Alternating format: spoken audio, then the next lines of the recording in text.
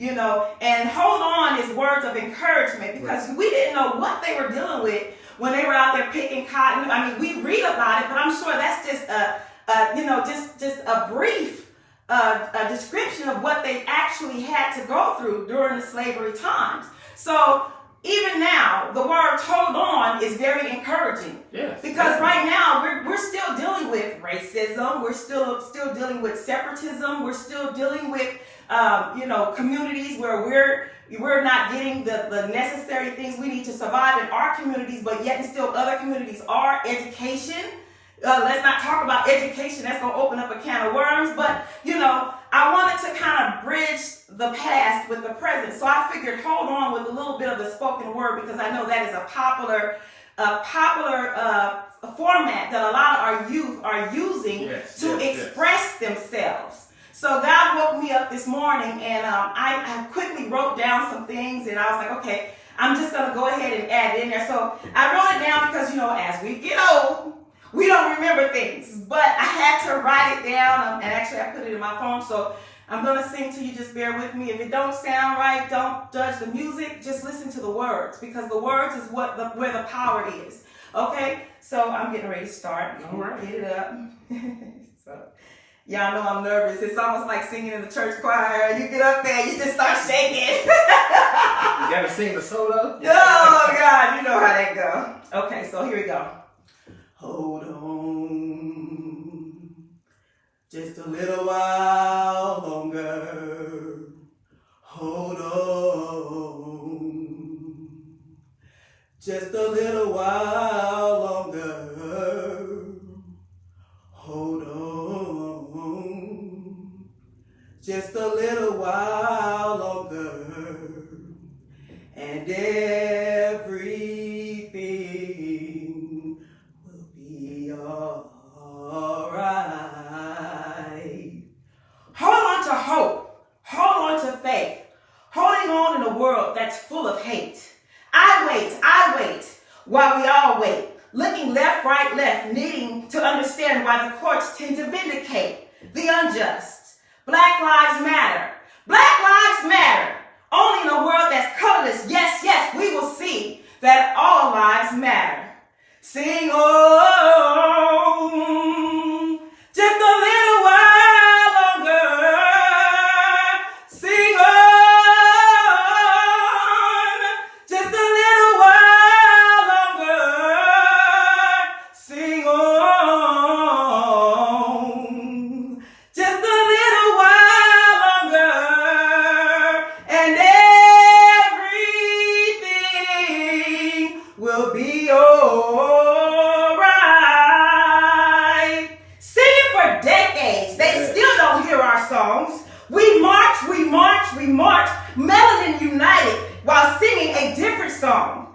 Coronavirus muffled our voices, tried to stifle our stance. Masks required everywhere, turning our march into a slow prance. In the streets, we are still here, standing side by side, marching for rights and going forward in prayer.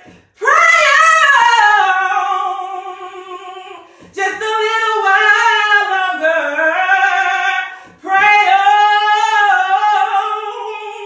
just a little while longer. Pray on, just a little while longer, and everything will be all right.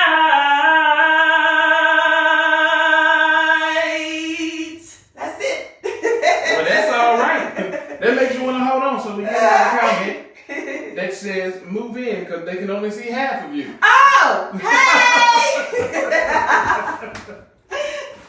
I'm sorry. We gotta do iPad up there. Yeah, so I mean, it's the resolutions of the screens are probably different. So thank you again for that comment to let us know. We need you all as the eyes. But again, that was a wonderful and powerful performance. Oh, thank Wonderful. you. I was talking about you was nervous. I was nervous. I can hear it in my voice. See through the nerves. See through the nerves. The spoken word. I mean, and everything that you said is very relevant to what's going on today. Exactly. Listening to the words of those songs, I can imagine our ancestors out there, working in the cotton field that you're going to see later on today. Mm-hmm. We touch on this about looking at what they were going through now. Mm-hmm. Looking at the song Hold On. Mm-hmm. If you hold on just a little while longer, 2008 brought us Barack Obama. Yes. 2021 brought us Kamala Harris. That's right. So we've made progression as black people in America. And that's something to be very, very proud about. And something, that we can hold our heads up high and say, you know what?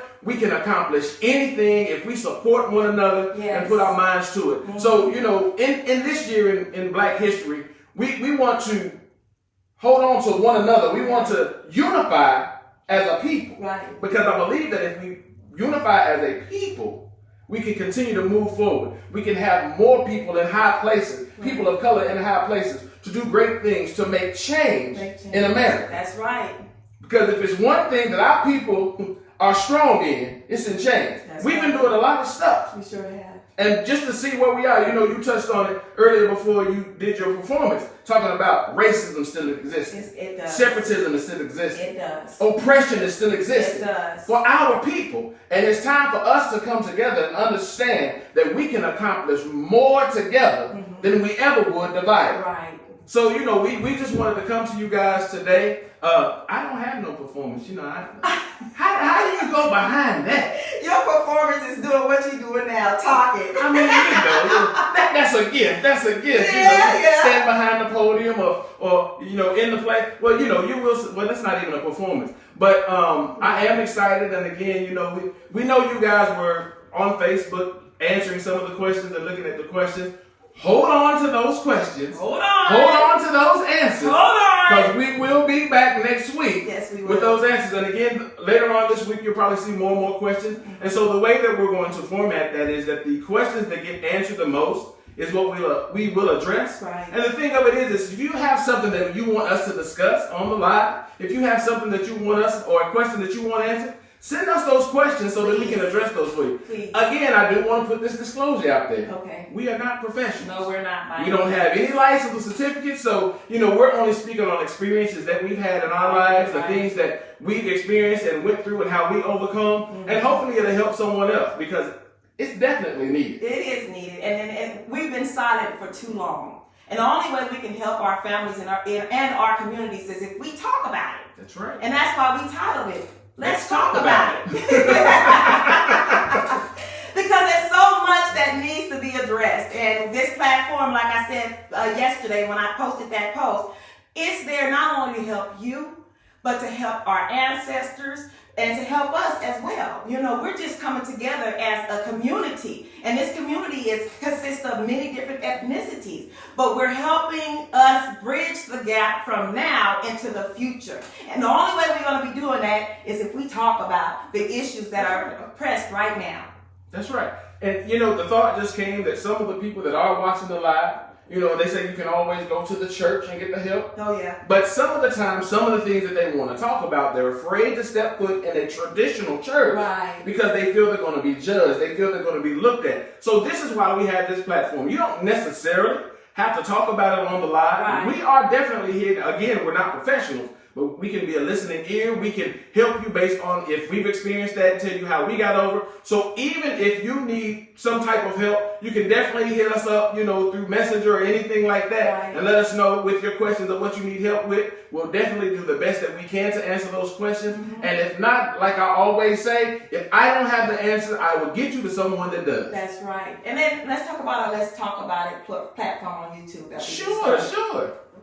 So what we're going to do is we're going to be transitioning from Facebook Live to YouTube. So now what will happen is it's going to give you a whole lot more content. There may be things that we talk about because there will be pre-recorded programs that we put on there. We'll do lives as well because you guys seem to like to interact with us as well as us interacting with you. Yes. So we definitely want to do that. So what it will be, and once it does get all worked out and everything gets worked out, the platform is actually going to multicast. Right. So the multicast from YouTube as well as Facebook. Mm-hmm. So you can join on YouTube or you can join on Facebook. and we'll have all of these things that you will be able to interact with us even more. Now, what we want is we do want participation from some of you guys. Yes. So, you know what? Before we shut this program down, if anybody wants to go live with us, we'll bring you in on the live and you can tell us what you would normally do in Black History Month if COVID wasn't around. Yes. So if anyone wants to go live, hit that request to go live button and we'll definitely bring you in. We surely will, because we enjoy your comments, and just to have you a part of this program with a broad audience that is worldwide. We've got people from Africa,